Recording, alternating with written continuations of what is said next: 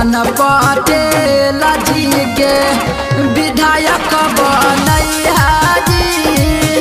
पंजा पर वोट दे के गुंजन के जीतैया जी। पंजा पर वोट दे के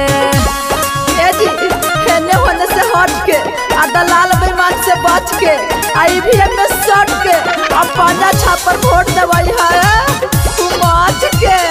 गुंजन पटेल जिंदाबाद जिंदाबाद जिंदाबाद, लालू राबड़ी जिंदाबाद जिंदाबाद जिंदाबाद।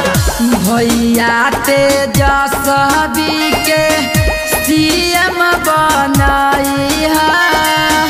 गुंजन पटेल जी के विधायक बनाई है।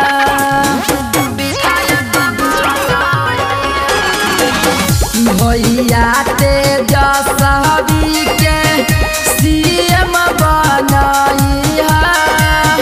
गुंजन पटेल जी के विधायक बनाई है।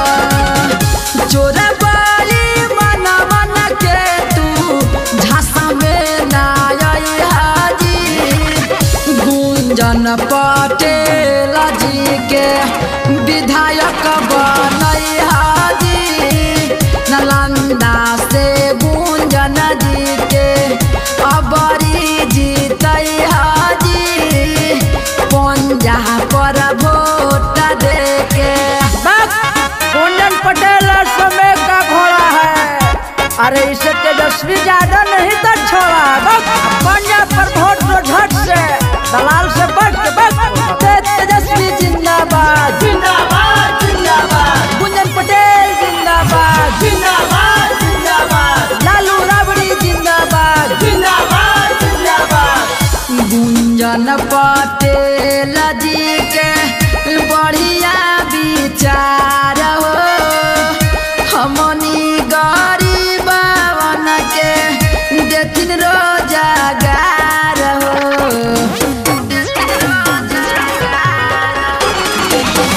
गुंजन पटेल जी के बढ़िया विचार दी।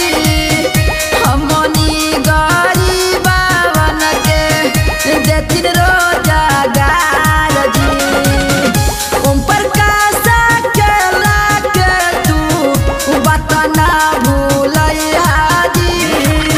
गुंजन पटेल जी के विधायक बनैया जी। नालंदा से गुंजन जी के अबरी जीतैया जी। पंजा पर वोट दे के सुन चाचा सुन भैया बात ना भूलैया जी। गुंजन पटेल जी के विधायक बनैया